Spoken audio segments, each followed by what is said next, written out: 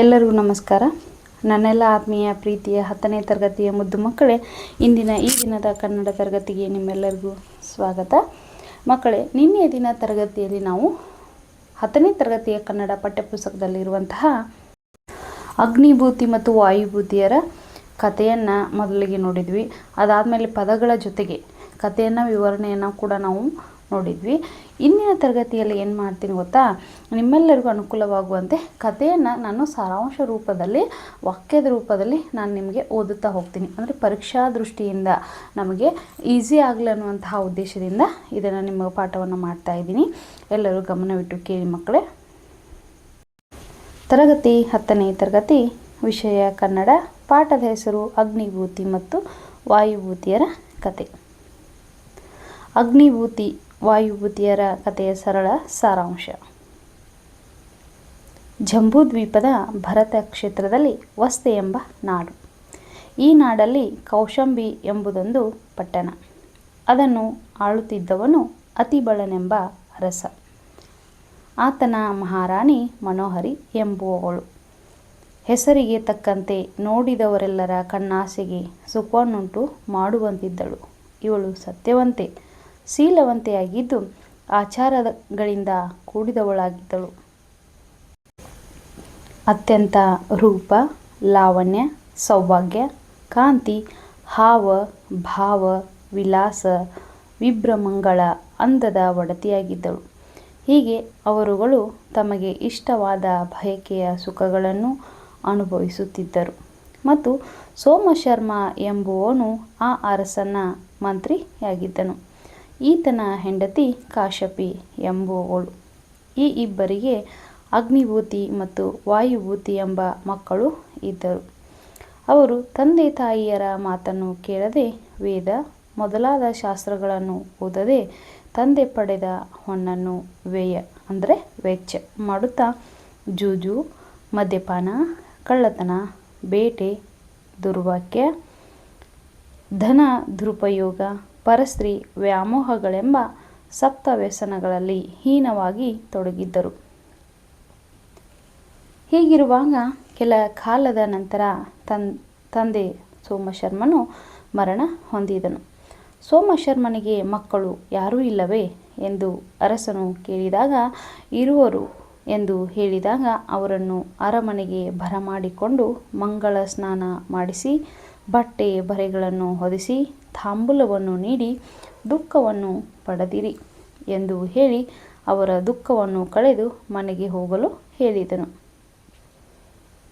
ಕೆಲವು ದಿವಸಗಳ ನಂತರ ಇವರಿಬ್ಬರನ್ನು ರಾಜನು ಅರಮನೆಗೆ ಬರಮಾಡಿಕೊಂಡು, ನೀವು ಯಾವ ವಿದ್ಯೆಗಳನ್ನು ಬಲ್ಲಿರಿ ಎಂದು ಇಬ್ಬರನ್ನು ಕೇಳಿದಾಗ, ಅವರು ತಲೆಯನ್ನು ತಗ್ಗಿಸಿ ಮರು ಮಾತನಾಡದೆ ಕಣ್ಣೀರನ್ನು ತುಂಬಿಕೊಂಡು ನೆಲದಲ್ಲಿ ಬರೆಯುತ್ತಿರಲು, ಸಭೆಯಲ್ಲಿ ಇದ್ದ ಎಲ್ಲರೂ, ಇವರು ಮೂರ್ಖರು, ಯಾವ ವಿದ್ಯೆಗಳನ್ನು ತಿಳಿಯರು, ಸಪ್ತ ವ್ಯಸನದಲ್ಲಿ ತೊಡಗಿರುವವರು ಎಂದು ಅರಸನಿಗೆ ಹೇಳಿದಾಗ,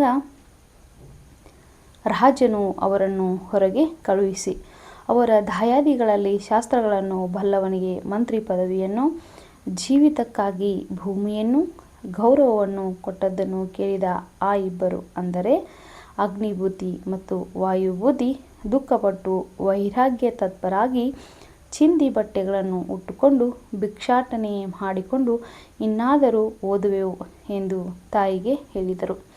ಆಗ ತಾಯಿಯು, ಹಾಗೆಯೇ ಆಗಲಿ ಮಕ್ಕಳಿರ, ಮಗಧೆ ಎಂಬುದು ನಾಡು, ಅಲ್ಲಿ ರಾಜಗೃಹವೆಂಬ ಪಟ್ಟಣ, ಅದನ್ನು ಸುಬಲ ಎಂಬ ಅರಸನು ಆಳುವವನು. ಆತನ ಮಹಾರಾಣಿ ಸುಪ್ರಭೆ ಎಂಬುವವಳು. ಅವರಿಗೆ ಮಂತ್ರಿಯಾದ ನಮ್ಮ ಅಣ್ಣ ಸೂರ್ಯಮಿತ್ರ ಎಂಬುವವನು ಎಲ್ಲ ವಿದ್ಯೆಗಳನ್ನು ಬಲ್ಲವನಾಗಿದ್ದಾನೆ. ಆತನು ನಿಮ್ಮನ್ನು ಓದಿಸಿ ಯೋಗ್ಯರನ್ನಾಗಿ ಮಾಡುವಂತೆ ವಿವರಿಸಿ ಕಲಿಸುವಂತೆ ಓಲೆಯನ್ನು ಬರೆಯಿಸಿ ನಿಮ್ಮ ಕೈಯಲ್ಲಿ ಕೊಟ್ಟು ಕಳುಹಿಸುತ್ತೇನೆ. ನೀವು ಹೋಗಿ ನಿಮ್ಮ ಮಾವನ ಬಳಿ ಓದಿರಿ ಎಂದು ಓಲೆಯನ್ನು ಬರೆಯಿಸಿ ಕೊಟ್ಟಾಗ ಅವರುಗಳು ತಾಯಿಯನ್ನು ಬೀಳ್ಕೊಂಡು ಕೆಲವು ದಿವಸಗಳಿಗೆ ರಾಜಗೃಹ ಪಟ್ಟಣವನ್ನು ಸೇರಿದರು.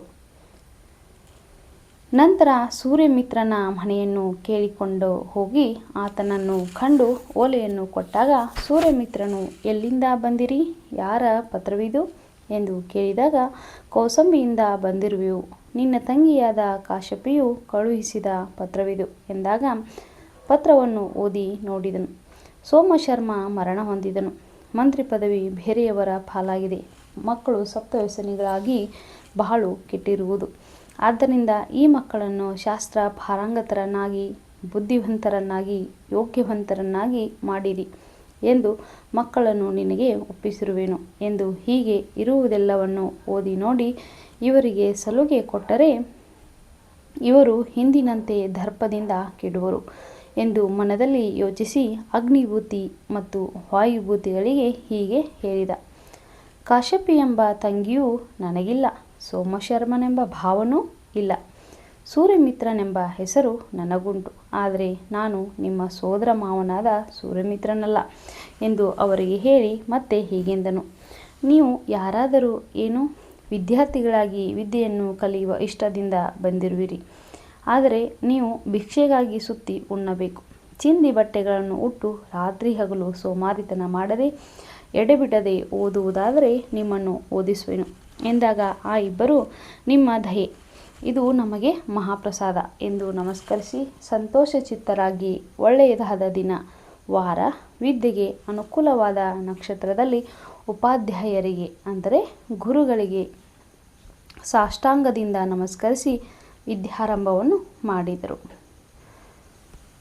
ಸೂರ್ಯಮಿತ್ರನು ಅವರನ್ನು ರಾತ್ರಿ ಹಗಲು ನಿರಂತರವಾಗಿ ಎಡೆಬಿಡದೆ ಓದಿಸಿ 8 ವರ್ಷದ ಒಳಗೆ 4 ವೇದ, ಋಗ್ವೇದ, ಯಜುರ್ವೇದ, ಸಾಮವೇದ, ಅಥರ್ವಣ ವೇದಗಳನ್ನು 6 ಅಂಗಗಳನ್ನು ಅಂದರೆ ಜ್ಯೋತಿಷ್ಯ, ಕಲ್ಪ, ನಿರುಕ್ತ, ಶಿಕ್ಷಾ, ವ್ಯಾಕರಣ, ಛಂದಸ್ಸು, 18 ಧರ್ಮಶಾಸ್ತ್ರಗಳನ್ನು, ಸ್ಮೃತಿಗಳು, ಮೀಮಾಂಸಾ, ನ್ಯಾಯಶಾಸ್ತ್ರ, ತರ್ಕಶಾಸ್ತ್ರ, ವ್ಯಾಕರಣ, ಪ್ರಮಾಣ, ಛಂದಸ್ಸು, ಅಲಂಕಾರ, ನಿಘಂಟು, ಕಾವ್ಯ, ನಾಟಕ, ಚಾಣಕ್ಯ, ಸಾಮುದ್ರಿಕೆ, ಅಂಗೈ ರೇಖೆ ನೋಡಿ ಭವಿಷ್ಯ ಹೇಳುವ ಶಾಸ್ತ್ರ, ಶಾಲಿಹೋತ್ರನೆಂಬ ಕವಿಯ ಅಶ್ವಶಾಸ್ತ್ರ, ಪಾಳಕಾಪ್ಯಂನೆಂಬ ಕವಿಯ ಗಜಶಾಸ್ತ್ರ, ಹಾನಿತಂ, ಚರಕಂ, ಅಶ್ವಿನಿ, ಮತಂ, ಬಾಹಲಂ, ಸುಶ್ರುತಂ, ಕ್ಷಾರಪಾನೀಯಂ ಎಂಬ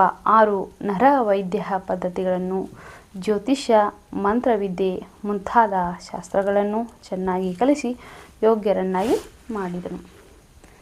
ಅವರು ನಿಮ್ಮ ಅನುಗ್ರಹದಿಂದ ಎಲ್ಲ ಶಾಸ್ತ್ರಗಳನ್ನು ಕಲಿತು ಪಂಡಿತರಾದೆವು, ವಿಶೇಷವಾಗಿ ಅನುಗ್ರಹಿಸಿದಿರಿ ಎಂದು ಸಂತೋಷಪಟ್ಟರು. ಇನ್ನು ನಮ್ಮ ನಾಡಿಗೆ ಹೋಗುವೆವು ಎಂದು ಹೇಳಿ ಉಪಾಧ್ಯಾಯರಿಗೆ ಸಾಷ್ಟಾಂಗ ನಮಸ್ಕರಿಸಿದರು. ಇವರನ್ನು ಬೀಳ್ಕೊಡುವಾಗ ಗುರುಗಳು ಸೋದರ ಮಾವನೂ ಆದ ಸೂರ್ಯಮಿತ್ರನು, ನೀವು ನನ್ನ ತಂಗಿಯ ಮಕ್ಕಳೇ, ನೀವು ನನ್ನ ಸೋದರಳಿ ಎಂದಿರು. ನಿಮಗೆ ನಾನು ಸಲಿಗೆ ಕೊಡಲಿಲ್ಲ, ಏಕೆಂದರೆ ನೀವು ಹಿಂದಿನಂತೆ ತಂದೆಯ ಬಳಿ ಇದ್ದಂತೆ ದರ್ಪದಿಂದ ಕೆಟ್ಟಂತೆ ಇಲ್ಲಿಯೂ ಗರ್ಭದಿಂದ ಕೆಡುವಿರಿ ಎಂದು ನಾನು ನಿಮ್ಮನ್ನು ಯೋಗ್ಯರನ್ನಾಗಿ ಮಾಡುವ ಕಾರಣದಿಂದ ಸಲುಗೆಯನ್ನು ಕೊಡಲಿಲ್ಲ. ಇದಕ್ಕೆ ಸಿಟ್ಟಾಗದೆ ಇರಿ, ನನ್ನನ್ನು ಕ್ಷಮಿಸಿಬಿಡಿ ಎಂದು ಇವರಿಗೆ ಉಡುಗೆ ತೊಡುಗೆ ಮತ್ತು ಬುತ್ತಿ ಇವನ್ನೆಲ್ಲ ಕೊಟ್ಟು ಸೂರ್ಯಮಿತ್ರನು ಇವರನ್ನು ಕಳುಹಿಸಿದನು.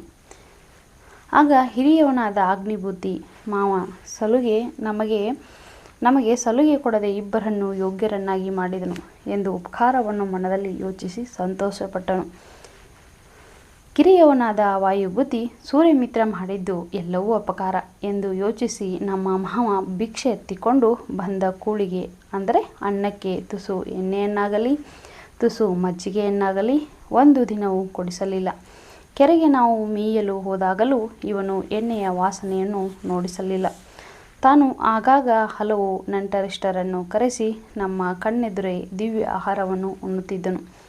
ಆಳುಗಳಿಗೂ ಔತಣದೂಟವಾಗುತ್ತಿದ್ದಿತು.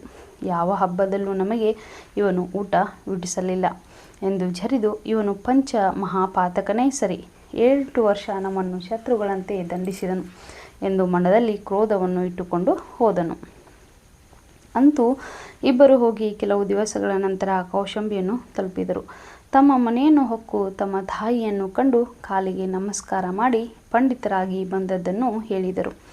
ನಂತರ ಮಿಂದು ಉಂಡು ವಿಶ್ರಾಂತಿ ತೆಗೆದುಕೊಂಡು ಕೆಲ ದಿನಗಳ ನಂತರ ಒಳ್ಳೆಯ ದಿವಸ, ವಾರ, ನಕ್ಷತ್ರದಲ್ಲಿ ಅತಿಬಲ ಮಹಾರಾಜನನ್ನು ಕಂಡರು. ಆ ಇಬ್ಬರು ಬೇರೆ ಬೇರೆ ರೀತಿಯಲ್ಲಿ ಅರಸನನ್ನು ಹೊಗಳಿ ಪರಿಣಾಮಕಾರಿಯಾಗಿ ಕಾರ್ಯಕ್ಕೆ ಸಂಬಂಧಿಸಿದಂತೆ ತಮ್ಮ ವಿದ್ವತ್ತನ್ನು ವ್ಯಾಖ್ಯಾನಿಸಿ ತಮ್ಮ ಪಾಂಡಿತ್ಯದ ಸ್ಥಿತಿಯನ್ನು ತಿಳಿಸಿದಾಗ ಸಭೆಯಲ್ಲಿ ಇದ್ದ ಪಂಡಿತ ಜನರೆಲ್ಲ ಎಲ್ಲವನ್ನು ಮೆಚ್ಚಿ ಅತಿಶಯವಾಗಿ ಅರಸನು ಸಂತೋಷ ಚಿತ್ತದಿಂದ ಅನುಗ್ರಹಿಸಿ ತಂದೆಯ ಮಂತ್ರಿ ಪದವಿಯನ್ನು ಜೀವಿತಕ್ಕಾಗಿ ಭೂಮಿಯನ್ನು ಸ್ವೀಕರಿಸಿ ಎಂದು ಕೊಟ್ಟಾಗ ಮಹಾ ಅನುಗ್ರಹ ಎಂದು ನಮಸ್ಕರಿಸಿ ತೆಗೆದುಕೊಂಡು ಸುಖವಾಗಿ ಬಾಳುತ್ತಾ ಹಲವು ಪಂಡಿತರುಗಳಿಗೆ ವಿದ್ಯೆಗಳನ್ನು ವಿವರಿಸುತ್ತಾ ಲೋಕದಲ್ಲಿ ಅರಮನೆಯಲ್ಲಿ ಪೂಜ್ಯರಾಗಿ ಸುಖ ಸಂತೋಷದಿಂದ ಕಾಲ ಕಳೆಯುತ್ತಿದ್ದರು. ಮಕ್ಕಳೇ, ಇಂದಿನ ತರಗತಿಯಲ್ಲಿ ನಾನು ನಿಮಗೆ ಪರೀಕ್ಷಾ ದೃಷ್ಟಿಯಿಂದ ಅಗ್ನಿಬುದ್ಧಿ ಮತ್ತು ವಾಯುಬುದ್ಧಿಯರ ಕಥೆಯ ಸರಳ ಸಾರಾಂಶವನ್ನು ನಿಮಗೆ ಈ ತರಗತಿಯಲ್ಲಿ ಓದಿ ಹೇಳಿದ್ದೇನೆ. ಇಂದಿನ ತರಗತಿ ನಿಮ್ಮೆಲ್ಲರೂ ಅರ್ಥವಾಗಿದೆ ಎಂದು ನಾನು ಭಾವಿಸುತ್ತಾ ಇಂದಿನ ತರಗತಿಗೆ ವಿರಾಮವನ್ನು ನೀಡುತ್ತೇನೆ. ಎಲ್ಲರಿಗೂ ನಮಸ್ಕಾರ, ಧನ್ಯವಾದಗಳು.